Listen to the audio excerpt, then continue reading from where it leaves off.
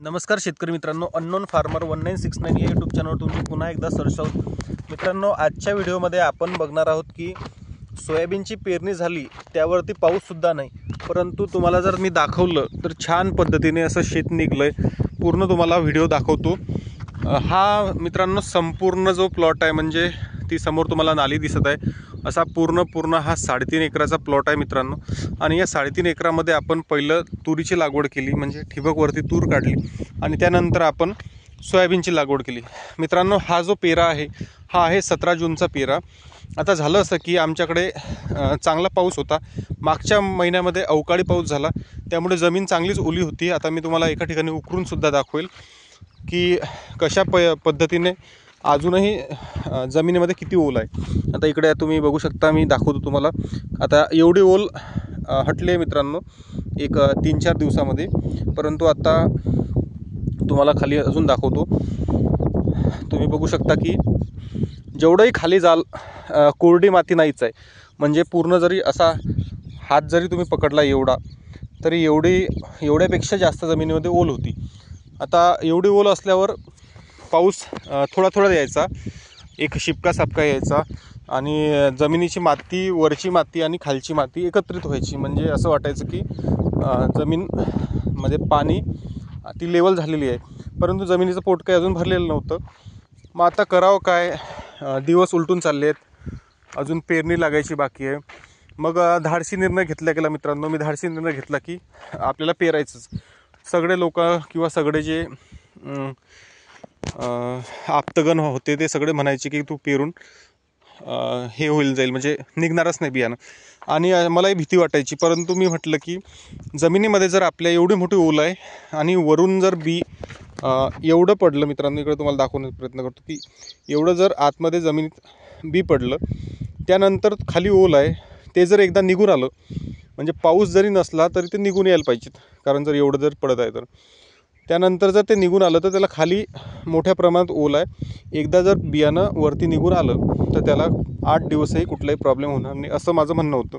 म्हणून थोडा का हेकेखोरपणा म्हणा किंवा काय म्हणा, मी धाडसी निर्णय घेतला आणि पेरायचं ठरवलं. आता तुम्ही इकडे बघू शकता की बरेचसे कोंब अजूनही निघत आहे. म्हणजे झालं असं की इकडे तुम्ही बघू शकता, हा कोंब, त्यानंतर हा कोंब, त्यानंतर हा कोंब, हा कोंब, हा कोंब. झालं असं की मित्रांनो, हे खालचं भुसभुशीत क्षेत्र होतं. त्यामुळे काय झालं की इथून हा जो टप्पा दिसतोय, पूर्ण हा असा 1.25 एकराचा टप्पा आहे. त्या 1.25 एकराच्या टप्प्यामध्ये ट्रॅक्टरचं जे काय म्हणता येईल आपल्याला, सीड ड्रिल एवढं लागलं मित्रांनो, एवढं म्हणजे भीतीचंच वातावरण. परंतु काय झालं की त्याच्यावरती एकदम माती ही भगरा माती होती, म्हणजे नरम माती होती. त्यामुळे असं वाटायचं की ते खाली पण जाईल, वर पण येईल, किंवा सडून जाईल, अशीच भीती वाटायची. परंतु तसं काही झालं नाही. ते थोडा वेळ लागला, परंतु सगळे तासं आपले सुरळीत निघले.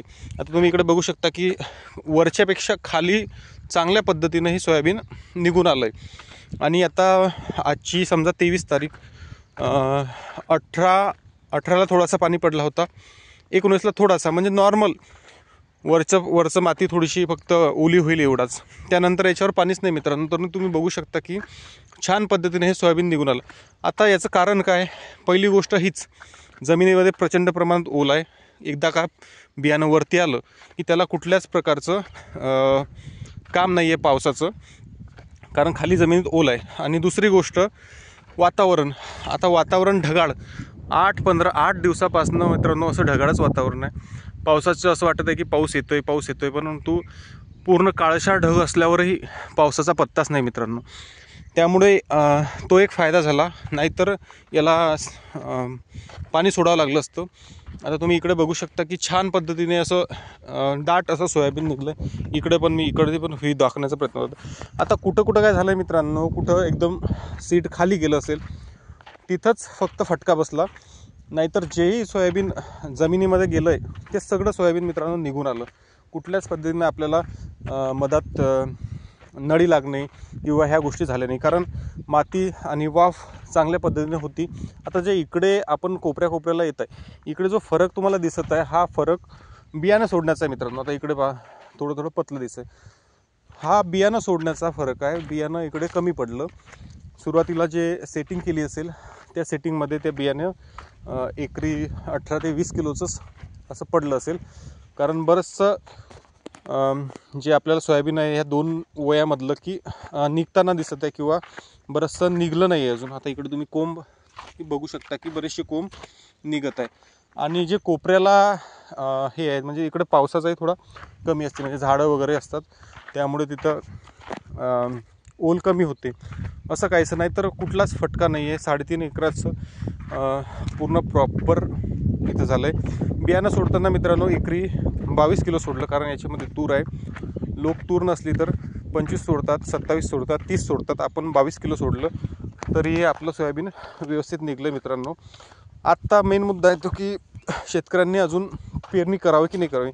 मित्रांनो, पाऊस चांगल्या प्रमाणात असेल आणि एखादा पाऊस पडून गेला असेल तरच तुम्ही सोयाबीन पेरा. नाही तर काय होईल की ते बियाणं जिथं जमिनीत जाईल तिथं वाफ अशी असेल की बियाणं थोडंसंच फुगेल, पूर्ण फुगणार नाही आणि निघणारसुद्धा नाही. आता हा संपूर्ण प्लॉट तुम्ही बघू शकता की छान पद्धतीने निघला आहे, डोक्याचा ताण मिटला आहे. परंतु पावसाचं म्हणजे पाऊस पाहिजेतच मित्रांनो. आता हे ढगं असे येत आहे, 1-2-3 दिवसात त्याला चांगला पाऊस जर पडला तर ही संपूर्ण शेत आपलं मार्गी लागून जाते मित्रांनो. आता बाकीच्या शेतकऱ्यांनी अजून असा निर्णय घेऊ नका, कारण फसू शकते. आम्ही परेशान झालो होतो, आम्हाला असं वाटत होतं की हे सोयाबीन निघणारच नाही. कारण कुठं माहिती आहे का, कुठं आता हे जे बियाणं तुम्हाला दिसत आहे निघताना, कुठं हे बियाणं याच्यापेक्षा जास्त खोलीवर पडलं. म्हणजे एवढं बियाणं आतमध्ये पडलं होतं मित्रांनो. भीती वाटायची की हे निघणार की नाही निघणार, कारण त्याची जी क्षमता आहे माती फेकण्याची तीच वाटत होती की कमी आहे म्हणून. असं काहीचं मित्रांनो. जर तुम्हाला व्हिडिओ आवडला लाईक करा, सबस्क्राईब करा, शेअर करा आणि कमेंट करायला विसरू नका, जेणेकरून असे नवनवीन व्हिडिओ तुमच्या डिस्क्रिप्शन बॉक्समध्ये येतील. तर भेटूया मित्रांनो नवीन काहीतरी घेऊ. तोपर्यंत धन्यवाद. असं तुम्हाला आता